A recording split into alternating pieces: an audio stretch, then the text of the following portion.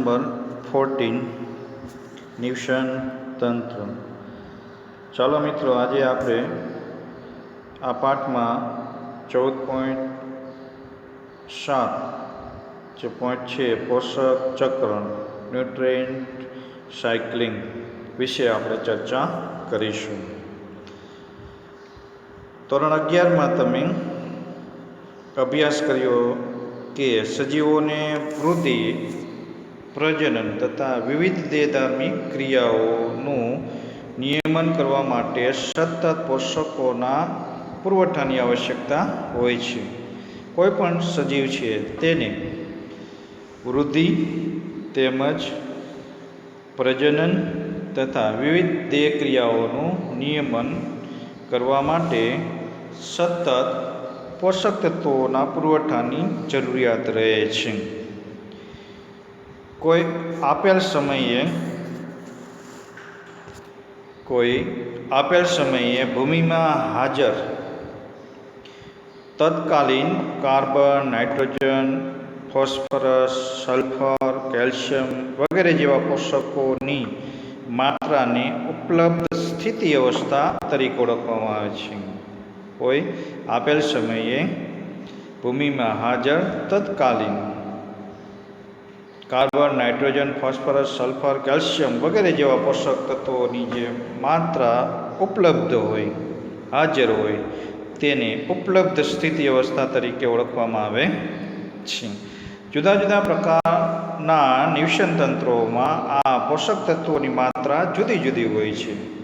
ઉદાહરણ તરીકે આપણે લઈએ નિવસન તંત્ર, સ્થળ નિવસન તંત્ર, તો તેમાં પોષક તત્વોની માત્રા જુદી જુદી હોય છે। તે પણ ઋતુ ઉપર આધારિત હોય છે।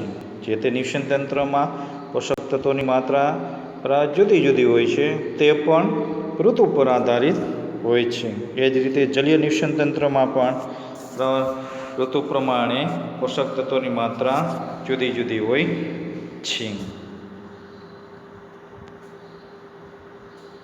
અહીં એ સમજવાનું અગત્યનું છે કે પોષક તત્વો જે છે તેઓ ક્યારેય નિવસન તંત્રોમાંથી સંપૂર્ણ દૂર થતા નથી। કોઈ પણ નિવસન તંત્ર આપણે લઈએ તો તેમાં રહેલા જે પોષક તત્વો છે તે સંપૂર્ણપણે દૂર થતા નથી। તેમની માત્રામાં સિઝનેબલ વધઘટ થઈ શકે, ફેરફાર થઈ શકે, પરંતુ તે સંપૂર્ણપણે તે કોઈ પણ નિવસન તંત્રમાંથી સંપૂર્ણપણે દૂર થતા નથી, પરંતુ તેઓ વારંવાર પુનઃચક્રણ પામે છે। એટલે કે તે નિવસન તંત્રમાં કે પર્યાવરણમાં તે પુનઃચક્રણ પામે છે તથા આ પુનઃચક્રણ તે અનંતકાળ સુધી ચાલ્યા કરે છે। આ પોષક તત્વોનું જે રૂપાંતર પામવાનું જે ચક્રણ છે તે અનંતકાળ સુધી ચાલ્યા કરે છે। તે ક્યારેય તેમનું ચક્રણ છે તે બંધ થતું નથી। તો મિત્રો, આપણે અહીંયા એ જોયું કે પોષકો કે જેઓ નિવસન તંત્રોમાંથી ક્યારેય સંપૂર્ણપણે દૂર થતા નથી, તેમનું વારંવાર પુનઃચક્રીયકરણ થાય છે તથા આ પુનઃચક્રણ અનંતકાળ સુધી ચાલ્યા કરે છે। મિત્રો, તેના નીચે અંડરલાઈન કરવી। નિવસન તંત્રના વિવિધ ઘટકો દ્વારા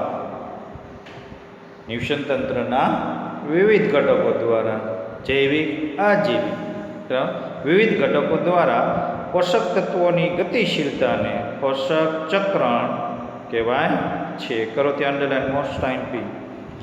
નિવસન તંત્રના વિવિધ ઘટકો દ્વારા પોષક તત્વોની ગતિશીલતાને પોષક ચક્રણ કહેવાય છે। પોષક ચક્રનું બીજું નામ છે જૈવ રાસાયણિક ચક્રો તરીકે પણ ઓળખવામાં આવે છે। ત્યાં પણ અંડરલાઈન કરો મિત્રો। તો પોષક ચક્રને બીજા કયા નામે ઓળખવામાં આવે છે? જૈવ રાસાયણિક ચક્રો તરીકે ઓળખવામાં આવે છે, જેને ઇંગ્લિશમાં બાયો જીઓ કેમિકલ સાયકલ્સ તરીકે ઓળખવામાં આવે છે।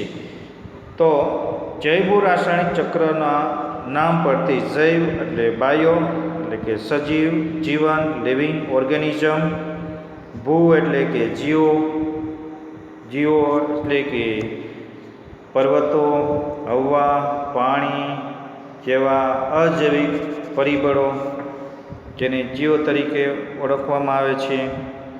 તો આ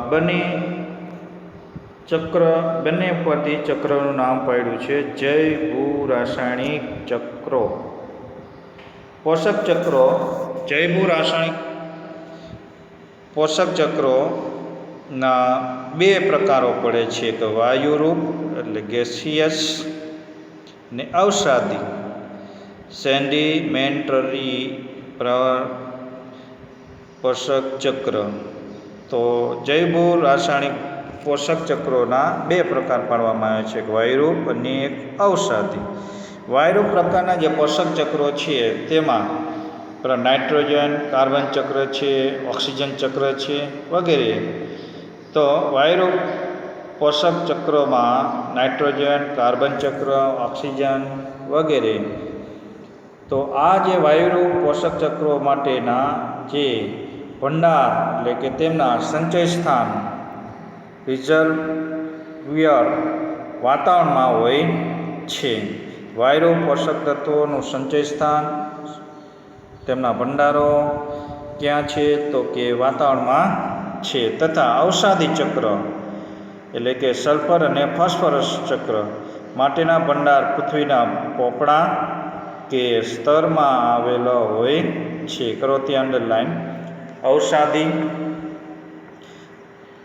પોષક ચક્રના ભંડારો પૃથ્વીના પોપડા કે સ્તરમાં આવેલા હોય છે.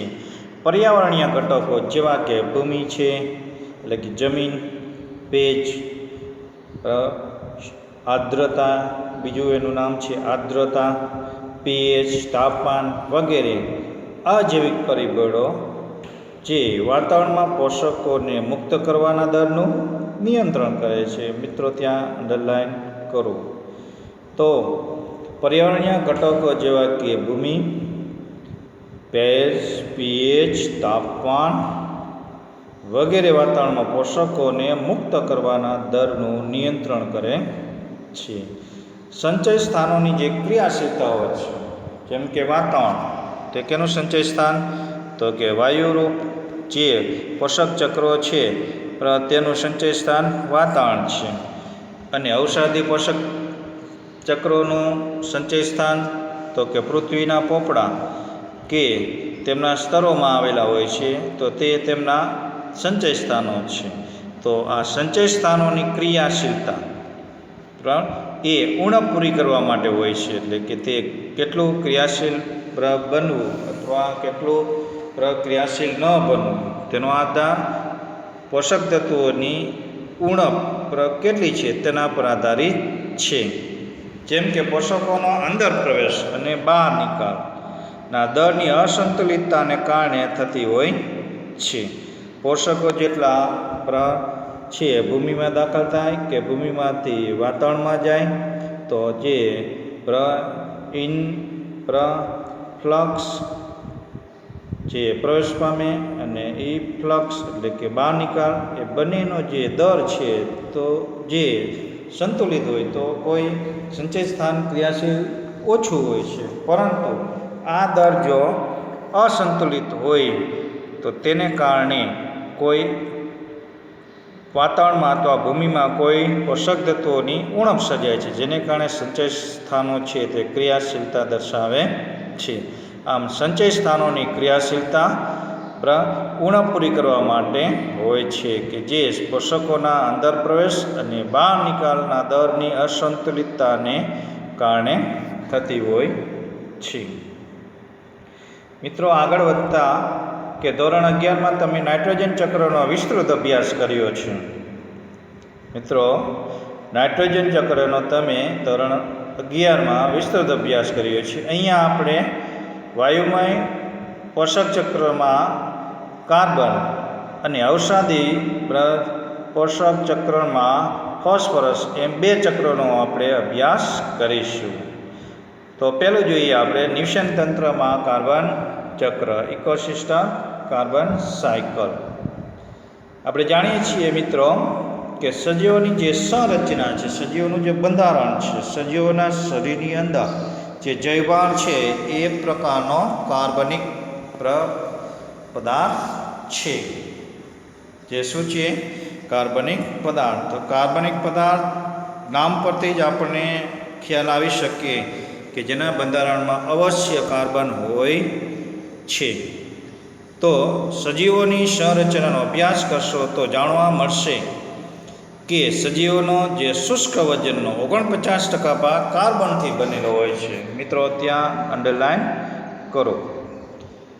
તો શું કહે છે કે સજીવોના સંરચનાનો તમે અભ્યાસ કરશો તો સજીવોની સંરચનામાં તેમના શુષ્ક વજનના 49% જેટલો ભાગ કાર્બનથી બનેલો હોય છે. સજીવ શરીરને સંરચનામાં પાણી પછી કાર્બન દ્વિતીય ક્રમે આવે છે. મિત્રો ત્યાં પણ અંડરલાઈન કરો, મોસ્ટ ટાઈમ.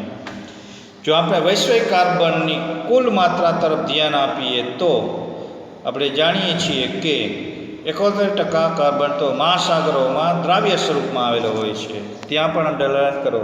વૈશ્વિક કાર્બનનું જે ટોટલ પ્રમાણ છે તેમાંથી 71% 71% ઓફ કાર્બન ડાયલ્યુટેડ ઇન સી, એટલે કે 71% જેટલો કાર્બન મહાસાગરોમાં દ્રાવ્ય સ્વરૂપે રહેલો હોય છે. આ મહાસાગરોનો કાર્બન ભંડાર વાતાવરણમાં કાર્બન ડાયોક્સાઇડની માત્રાનું નિયમન કરે છે. તો કાર્બન ડાયોક્સાઇડ જે વાતાવરણમાં રહેલો છે તેનું નિયમન કોના દ્વારા થાય છે? તો કે મહાસાગરોમાં રહેલો કાર્બનનો જે ભંડાર છે તેના દ્વારા વાતાવરણમાં રહેલા કાર્બન ડાયોક્સાઇડનું નિયમન થાય છે. શું તમે જાણો છો કે કુલ વૈશ્વિક કાર્બનનો આશરે માત્ર 1% ભાગ જ વાતાવરણમાં સમાવેશિત છે? મિત્રો, કુલ વૈશ્વિક જે કાર્બન છે તેમાંથી 1% ભાગનો જ કાર્બન વાતાવરણમાં છે, અને એ કાર્બન વાતાવરણમાં કાર્બન ડાયોક્સાઇડના સ્વરૂપમાં આપણે રહેલો છે. આપણે જાણીએ છીએ કે લાસ્ટ 1 સેન્ચુરી મનુષ્ય પ્રવૃત્તિઓને કારણે કાર્બનના લેવલમાં તેમના પ્રમાણમાં વધારો થયો છે. તે આજે દરેક લોકો જાણે છે. તો આ કાર્બનનું પ્રમાણ છેલ્લી સદીમાં આશરે 100 વર્ષોથી તેનું પ્રમાણ ધીરે ધીરે વધતું ગયું, અને અંતે તે છે તેનું પ્રમાણ અત્યારે વાતાવરણમાં છે તે ફક્ત કુલ વૈશ્વિક જે કાર્બન છે તેના કરતાં ફક્ત 1% ભાગનો જ છે. મિત્રો, આગળ વધતા આપણે જોશું કે અશ્મિ બળતણ, ફોસિલ ફ્યુલ. અશ્મિ બળતણ, અશ્મિ મીન્સ મૃત અવશેષો. બધા વિદ્યાર્થીઓ એ બાબતથી પરિચિત છે કે અશ્મિ બળતણ મૃત અવશેષો જે સજીવોના મૃત શરીરના ભાગો બને અને લાંબા સમય સુધી પૃથ્વીના પોપડામાં દટાયેલા રહે અને તે મળી આવે તેને આપણે અશ્મિઓ કહેશું, અને તેનો આપણે બળતણ તરીકે ઉપયોગ કરીએ તો તેને અશ્મિ બળતણ તરીકે ઓળખીશું. તો અશ્મિ બળતણ જે પૃથ્વીના પેટાળમાંથી આપણે કાઢીએ છીએ તો તે પણ એક શું છે? મૃત અવશેષીય ઘટકો જ છે. તો અશ્મિ બળતણ પણ કાર્બનના એક સંચય સ્થાનનું પ્રતિનિધિત્વ કરે છે. તો કાર્બનનું સંચય સ્થાન બધું પ્રમાણ કાર્બન ડાયલ્યુટેડ સ્વરૂપે કેમાં રહેલો છે? મહાસાગરોમાં રહેલો છે. તો એનું મુખ્ય સંચય સ્થાન છે. ત્યારબાદ અશ્મિ બળતણ પણ કાર્બનના એક સંચય સ્થાનનું પ્રતિનિધિત્વ કરે છે. વાતાવરણ અને મહાસાગરો અંડરલાઈન કરો મિત્રો. વાતાવરણ અને મહાસાગર દ્વારા તથા જીવંત સજીવો તેમજ મૃત સજીવો દ્વારા કાર્બનનું ચક્રીયકરણ થાય છે. 4 ઘટકો અહીંયા આપણને આપેલા છે. વાતાવરણ, તો વાતાવરણના બધા ઘટકો. પછી મહાસાગર, તો મહાસાગરમાં રહેલા બધા, તેમજ જીવંત સજીવો. પછી જીવંતમાં ઉત્પાદકો અને ઉપભોક્તા. ઉપભોક્તામાં પછી તૃણારીઓ, પછી માંસાહારીઓ અને મૃતકજીવીઓ એ બધા. તેમજ મૃત જીવો જે મૃત્યુ પામ્યા છે અને મૃત અવશેષીય ઘટકો સ્વરૂપે હોય છે તેના દ્વારા કાર્બનનું ચક્રીયકરણ થાય છે. એક અંદાજ પ્રમાણે પ્રકાશ સંશ્લેષણ દ્વારા, તો પ્રકાશ સંશ્લેષણ કોણ કરે? કયા સજીવોની એવી લાક્ષણિકતાઓ છે કે જે પ્રકાશ સંશ્લેષણ કરી શકે? તો જે સજીવો પાસે હરિત દ્રવ્ય રહેલું હોય તે જ સજીવો પ્રકાશ સંશ્લેષણની ક્રિયાઓ કરી શકે. તો પ્રકાશ સંશ્લેષણની ક્રિયા સ્થળ નિવસન તંત્રમાં થાય અને જલદ નિવસન તંત્રમાં પણ થાય. તો આ બંને નિવસન તંત્રોમાં પ્રકાશ સંશ્લેષણ દ્વારા 4×10⁻13 kg જેટલા કાર્બનનું જીવાવરણમાં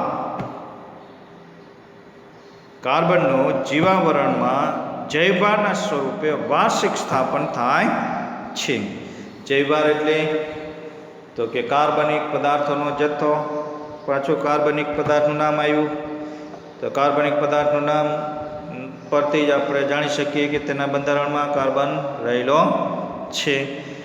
તો વાર્ષિક પ્રકાશ સંશ્લેષણીય નિપજ 4×10⁻13 kg જેટલા કાર્બનનું જીવાવરણમાં વાર્ષિક સ્થાપન થાય છે. મિત્રો ત્યાં ખાસ અંડરલાઈન કરો કે પ્રકાશ સંશ્લેષણીય પ્રક્રિયા દ્વારા જીવાવરણમાં કેટલા કાર્બનનું વાર્ષિક સ્થાપન થાય છે? તો 4×10⁻13 kg જેટલા કાર્બનનું વાર્ષિક સ્થાપન જીવાવરણમાં થાય છે. ત્યારબાદ મિત્રો આગળ વધતા ઉત્પાદકો આપણે જાણીએ છીએ. સ્થળ નિવસન તંત્રમાં ઉત્પાદકો કોણ છે?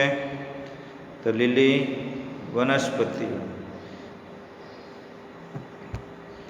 તો ઉત્પાદકો અને ઉપભોગીઓની શ્વસન ક્રિયાવિધિ દ્વારા વાતાવરણમાં કાર્બનની મહત્વપૂર્ણ માત્રા CO2 સ્વરૂપે પાછી પડે છે. ત્યાં પણ અંડરલાઈન કરો મિત્રો. તો તે વાતાવરણમાં ભળે છે. આપણને આગલા પાના ઉપર તેની ફોટોકોપી આપેલી છે, તે પછી આપણે લાસ્ટમાં જોશું. તો ઉત્પાદકો અને ઉપભોગીઓ તે શ્વસન ક્રિયા કરે ત્યારે વાતાવરણમાં તે ઓક્સિજન મેળવે અને ઉચ્છ્વાસ દ્વારા કાર્બન ડાયોક્સાઇડ તે બહાર કાઢે. તો આ કાર્બન ડાયોક્સાઇડ સ્વરૂપે તે વાતાવરણમાં કાર્બન છે તે પાછો કરે છે. જમીન કે મહાસાગરના નકામા પદાર્થો, જમીન ઉપર મૃત અવશેષીય ઘટકો અથવા કોઈ સળતા કાર્બનિક ઘટકો તે મહાસાગરોમાં નીચે ઢસડાઈને પાણીમાં આવેલા અન્ય મૃત અવશેષીય ઘટકો તેમજ મહાસાગરમાં વસવાટ કરતી જલીય સજીવો મૃત્યુ પામે તો તેમના મૃત અવશેષો. તો જમીન કે મહાસાગરોના નકામા પદાર્થો અને મૃત કાર્બનિક દ્રવ્યોની વિઘટન પ્રક્રિયા દ્વારા કાર્બનનો સેતુ જાળવી રાખવા માટે વિઘટકો પણ એક વાસ્તવિક રીતે સહભાગી બને છે. એટલે કે વાતાવરણમાં કાર્બન ડાયોક્સાઇડનું પ્રમાણ જાળવી રાખવા માટે વિઘટકો પણ એક સહભાગી બને છે. તો વિઘટકો કઈ રીતે સહભાગી બને? તો કે જમીન કે મહાસાગરોના જે નકામા પદાર્થો કે મૃત કાર્બનિક દ્રવ્યો છે તેમનું સરળ અકાર્બનિક ઘટકોમાં અંતે સ્વરૂપ કરે છે. તે દરમિયાન તે કાર્બન ડાયોક્સાઇડ તેમાંથી મુક્ત થાય છે. આમ કાર્બન ડાયોક્સાઇડની જાળવણી માટે પણ વિઘટકો છે તે આપણને મદદગાર થાય છે, સહભાગી બને છે. સ્થાપન થયેલા કાર્બનની કેટલીક માત્રા અવસાદનમાં વ્યય પામે છે. અમુક છે તે દરિયામાં છે કાર્બન છે તે કેલ્શિયમ કાર્બોનેટના સ્વરૂપમાં એટલે કે ચૂનાના પથ્થરમય સ્વરૂપમાં તે પ્રસ્થાપિત થાય છે. આ ઉપરાંત કાર્બન છે અવસાદિત જમીનમાં નીચે પોષક દ્રવ્યોના સ્વરૂપમાં નીચે ઉતરી જાય છે. એટલે કે આવા જે કાર્બનો છે અવસાદન પામે છે ભૂમિઓમાં કે સમુદ્રોમાં, તે જે કાર્બનનું પોષક ચક્રણ છે તેમાંથી તે બહાર નીકળી જાય છે. એટલે કે તેનો બહાર નિકાલ પામે છે. લાકડા સળગાવવા બળતણ માટે, ઉષ્મા મેળવવા માટે, ઉર્જા મેળવવા માટે આપણે લાકડા સળગાવીએ છીએ, માનવ પ્રવૃત્તિ.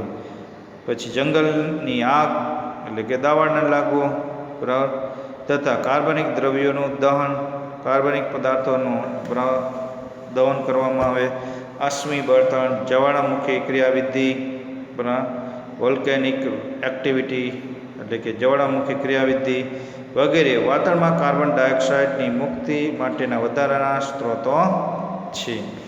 તો વાતાવરણમાં કાર્બન ડાયોક્સાઇડની મુક્તિ માટેના વધારાના સ્ત્રોતો કયા કયા? તો લાકડાઓનું દહન કરવું, સળગાવવા, જંગલની આગ, કાર્બનિક દ્રવ્યોનું દહન, અશ્મિ બળતણ, જ્વાળામુખીની ક્રિયાવિધિ વચ્ચે વાતાવરણમાં કાર્બન ડાયોક્સાઇડની મુક્તિ માટેના વધારાના તે સ્ત્રોતો છે. આગળ વધતા મિત્રો, તો કાર્બન ચક્રમાં મનુષ્યની પ્રવૃત્તિઓનો પણ ખૂબ અગત્યનો ફાળો છે. છેલ્લી સદીમાં કાર્બન ડાયોક્સાઇડનું પ્રમાણ વધારવાવાળા કોણ છે? મનુષ્ય જ છે. તેને વિવિધ પ્રવૃત્તિઓ કહી. કારણ કે જ્યારે અંગ્રેજોનું શાસન ઇન્ડિયામાં હતું ત્યારે ઇંગ્લેન્ડમાં એક ઔદ્યોગિક ક્રાંતિની રચના થઈ, વરાળ યંત્રની શોધ થઈ, જેના ઉપરથી રેલવે એન્જિન બન્યું, વીજળીની શોધ થઈ, તેમજ અન્ય જે સંશોધનોને આધારે તે મનુષ્યની પ્રવૃત્તિઓ વધવા લાગી, જેને કારણે તે કુદરતી સંસાધનોનો તેને બેફામ ઉપયોગ કરવાની શરૂઆત કરવી, જેને કારણે પર્યાવરણમાં છે તે વાતાવરણનું કાર્બનનું પ્રમાણ દિવસે ને દિવસે વધતું ગયું અને હજુ પણ હાલના સમયમાં પણ વાતાવરણને પ્રદૂષિત કરવાની પ્રક્રિયા છે તે અવિરતપણે ચાલ્યા કરે છે. કાર્બન ચક્રમાં મનુષ્યની પ્રવૃત્તિઓનો ખૂબ જ મહત્ત્વપૂર્ણ પ્રભાવ છે. ઝડપી વન વિનાશ, લોકો છે જંગલોમાં વસવાટ કરતી મોટી મોટી જે વનસ્પતિઓ છે તે તેમને જંગલોને ખેતરોમાં તબદીલ કરવા માટે, કે કોઈ રેલવે લાઇન જંગલોમાંથી કાઢવા માટે, કે કોઈ પાણીની કેનાલ કાઢવા માટે, કે કોઈ ઇન્ડસ્ટ્રીય સ્થાપવા માટે જંગલોમાં વર્ષોથી રહેલા મોટા મોટા વૃક્ષોને કાપીને તેમને અન્ય હેતુઓમાં તબદીલ કરવામાં આવે છે, જેને કારણે વાતાવરણમાંથી કાર્બન ડાયોક્સાઇડને શોષવાવાળા ઉત્પાદકોનું પ્રમાણ ઘટતું જાય છે. તથા ઉર્જા માટે તેમજ પરિવહન માટે અશ્મિ બળતણનું સતત દહન કરવામાં આવે છે. ઉર્જા મેળવવા માટે તેમાંથી ઉષ્મા ઉર્જા છે, વિદ્યુત ઉર્જા છે વગેરે જેવી ઉર્જાઓ ડાયરેક્ટલી અથવા ઇનડાયરેક્ટલી મેળવવામાં આવે છે. તો અહીંયા અશ્મિ બળતણ તરીકે આપણે શાનો ઉપયોગ કરી શકીએ છીએ? તો અશ્મિ બળતણ તરીકે સૌપ્રથમ કોલસો, પછી પેટ્રોલિયમ. તો પેટ્રોલિયમ પ્રોડક્ટ ઘણી બધી છે, તેમજ પેટ્રોલિયમ વાયુઓ તેમજ કુદરતી વાયુઓ વગેરે અશ્મિ બળતણ તરીકે તેને ઓળખવામાં આવે છે. તેમનો સતત આપણે ઉપયોગ કરીએ, બરાબર, એટલે કે તેનો દહન કરીએ તો પણ વાતાવરણમાં કાર્બન ડાયોક્સાઇડ મુક્ત કરવાના દરમાં નોંધપાત્ર વધારો થયો છે. તો વાતાવરણમાં કાર્બન ડાયોક્સાઇડનું પ્રમાણ વધવાથી એક ઇફેક્ટ ગ્રીન હાઉસ ઇફેક્ટ થાય છે. ગ્રીન હાઉસ ઇફેક્ટની અંદર શું થાય મિત્રો? તો કે સૂર્યમાંથી આવતા પારજાંબલી કિરણો છે પૃથ્વીની સપાટી પર આવે, તેમજ સાથે સાથે પારક્ત કિરણો પૃથ્વીની સપાટી પર આવે અને અમુક કિરણો છે તે પૃથ્વીમાં શોષાય, બાકીના કિરણો છે પૃથ્વીની સપાટી પરથી વિકિરણ સ્વરૂપે ઉત્સર્જિત થતા હોય. આ કિરણો પાસે રહેલી જે ઉષ્મા છે તે વાતાવરણનું જે નીચલો સ્તર છે કે જ્યાં કાર્બન ડાયોક્સાઇડ રહેલો હોય, આ કાર્બન ડાયોક્સાઇડ દ્વારા આ જે ઉર્જા છે ઉષ્મા ઉર્જા તે શોષી લેવામાં આવે, જેને કારણે પૃથ્વીની ઉપરની સપાટીનું હવાનું આવરણ છે તેનું તાપમાન વધે છે, જેને કારણે સમુદ્રો ધ્રુવ પ્રદેશોમાં જામેલો બરફ છે તે પીગળે છે અને જેને કારણે દરિયામાં પાણીનું સ્તર ઊંચું આવે છે, જેને ગ્રીન હાઉસ અસર તરીકે ઓળખવામાં આવે છે. તો મિત્રો આજે આપણે અહીંયા સુધી જ લેશું. તો એક તો આપણે લીધું પોષક ચક્ર, બરાબર. પોષક ચક્ર એટલે શું, તેના પ્રકારો, બરાબર, તેમનું નિયંત્રણ, બરાબર, કેવી રીતે થાય છે, તેમજ બરાબર વાયુમય પોષક ચક્રમાં આપણે કાર્બન પોષક ચક્રના વિશે ચર્ચા કરી. મિત્રો આગળનો પેજ એટલે કે પેજ નંબર બરાબર 253 પર એક આપણને કાર્બન ચક્રની એક ફોટોગ્રાફી આપણને આપેલી છે. મિત્રો તેમાં જમણી બાજુએ જો તેલ અને ગેસ, તો ભૂમિમાં બરાબર બોર કરીને તેમાંથી ખનિજ તેલો અને ગેસ મેળવવામાં આવે છે, જે રિફાઇનરીઓ દ્વારા રિફાઇન કરી પેટ્રોલ પંપો સુધી બરાબર અથવા ગેસ તેમના વપરાશના સ્થાનો સુધી પહોંચાડવામાં આવે છે. તેનો ઉપયોગ આપણે અશ્મિ બળતણનો ઉપયોગ વાહનોમાં, વીજળી અને ઉર્જા માટે અશ્મિ બળતણનું આપણે દહન કરીએ એટલે મુક્ત થતો કાર્બન ડાયોક્સાઇડ તે ઉપર આપણને વાતાવરણમાં જતો દર્શાવેલો છે, એરા દ્વારા દેખાય છે. મિત્રો તો આ જે આકૃતિ છે બરાબર ઇમેજ તે મગજમાં બરાબર બેસાડી દેવી. બરાબર પહેલાં અશ્મિ બળતણ દ્વારા, પછી આવે છે જંગલો બરાબર કાપવામાં આવે અને તેનો ઉપયોગ આપણે ઈંધણ તરીકે, બળતણ તરીકે કરીએ, તથા કાર્બનિક કાટમાળ સળગવા લાગે. બરાબર કાર્બનિક નકામો કાટમાળ છે તેને સળગાવવામાં આવે અથવા જંગલો કાપી અને ઈંધણ તરીકે તેનો ઉપયોગ કરવામાં આવે તો તેમાંથી મુક્ત થતો કાર્બન ડાયોક્સાઇડ ક્યાં પડે છે મિત્રો, વાતાવરણની અંદર પડે છે. ત્યારબાદ આકૃતિમાં એક આપણને બરાબર ગાય ઊભેલી દેખાય છે, બરાબર. તો તેની ચર્ચા આપણે કરીએ હમણાં. તો એની બાજુમાં એક વૃક્ષ આપેલું છે. તો વૃક્ષ શું કરે છે, પ્રકાશ સંશ્લેષણની ક્રિયા. દિવસ દરમિયાન પ્રકાશ સંશ્લેષણની ક્રિયા તે કરે છે. તે દરમિયાન તે વાતાવરણમાંથી કાર્બન ડાયોક્સાઇડ મેળવે છે અને ઓક્સિજન વાતાવરણમાં પાછો મોકલે છે. પરંતુ આ જ વૃક્ષ છે રાત્રિ દરમિયાન સૂર્યપ્રકાશની ગેરહાજરીમાં તે શ્વસનની ક્રિયા કરે છે. એટલે કે ઉત્પાદકો છે એ શું કરે છે, શ્વસનની પ્રક્રિયા કરે છે, જેને કારણે તે વાતાવરણમાંથી કાર્બન ડાયોક્સાઇડ લે, વાતાવરણમાંથી ઓક્સિજન લે અને કાર્બન ડાયોક્સાઇડ બહાર કાઢે છે. પરંતુ શ્વસનની ક્રિયા વૃક્ષોમાં એ ખૂબ જ ધીમા દરે થતી હોય છે. ત્યારબાદ નાના જે છોડ છે તેના દ્વારા પણ આ જ ઘટનાઓ બને છે કે જે વાતાવરણમાંથી કાર્બન ડાયોક્સાઇડનો ઉપયોગ કરે છે. પછી વૃક્ષ નીચે આપણને કાળા રંગનો વિસ્તાર થોડોક જોવા મળે છે, જ્યાં વનસ્પતિના મૃત અવશેષીય ઘટકો છે. તો આ મૃત અવશેષીય ઘટકોનું કોણ કરે વિઘટન, વિઘટકો કોણ, ફૂગ અને બેક્ટેરિયા. તો તે દરમિયાન તેમજ બાજુમાં પ્રાણી આપણને આપેલું છે, તે મૃત બને તો તેમના મૃત અવશેષીય ઘટકો એ બંનેનું વિઘટન થઈ અને શું બને છે, કાર્બન ડાયોક્સાઇડ મળે છે, જે ઉપરની બાજુએ જ્યાં આગ લાગેલી છે ત્યાંથી ઉપર જતો આપણને દર્શાવેલો છે. આ રીતે વાતાવરણમાં કાર્બન ડાયોક્સાઇડનું પ્રમાણ જળવાતું રહે છે. આ ઉપરાંત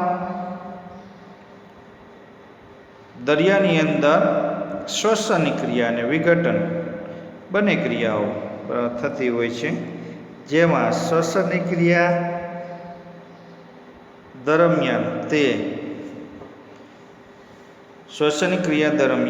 તે પાણીમાં દ્રાવ્ય થયેલો ઓક્સિજન મેળવે છે અને કાર્બન ડાયોક્સાઇડ મુક્ત કરે છે, જેમ કે પ્રાણી પલવકો તેમજ માછલીઓ વગેરે વગેરે આ પ્રક્રિયાઓ કરે છે. અને વનસ્પતિ પલવકો પ્રકાશ સંશ્લેષણની ક્રિયા કરે અને તે મુક્ત થતો કાર્બન ડાયોક્સાઇડ તે વાતાવરણમાં મુક્ત થાય છે. તેમજ પલવકોને માછલીઓ ખાય અને માછલીઓ જો મૃત્યુ પામે તો તેમના મૃત અવશેષીય ઘટકો દરિયાની અંદર નીચે ચૂનામય અવસાદન તરીકે રહે છે. એટલે કે તેનો કાર્બન છે તે કાર્બન ચક્રમાંથી બહાર નિકાલ પામે છે. આ ઉપરાંત પાણીમાં કાર્બન ડાયોક્સાઇડ છે શોષાય છે, તેમજ સડતા સજીવો દ્વારા પણ આ રીતે જે મૃત અવશેષો છે તે અવસાદન પામે છે. નીચે આપણને આકૃતિમાં ઈંટોની ડિઝાઇનવાળી એક રચના આપેલી છે કે દરિયાની અંદર રહેલો જે કેલ્શિયમ કાર્બોનેટ કે જેને ચૂનાના પથ્થર તરીકે ઓળખવામાં આવે છે અને ડોલોમાઇટ એમ બંનેના સ્વરૂપમાં તે નિર્માણ પામે છે. તો આમ કાર્બન ડાયોક્સાઇડ છે તેનું વાતાવરણમાં અને દરિયામાં નિયમન વિવિધ ઘટકો દ્વારા થાય છે. ચાલો મિત્રો, તો આજે આપણે અહીંયા સુધી રાખીશું. આવતીકાલે આપણે અવસાદી ચક્ર એટલે કે ફોસ્ફરસ ચક્ર અને લાસ્ટ પોઈન્ટ નિવસન તંત્રીય સેવાઓ ઇકોલોજીકલ સર્વિસીસ. બરાબર, નિવસન તંત્રમાં કયા સજીવો છે અન્ય માટે બરાબર છે તે બરાબર સેવાઓ પૂરી પાડે છે. તો ત્યાં સુધી આપણે રાખીએ. બસ એ જ છે.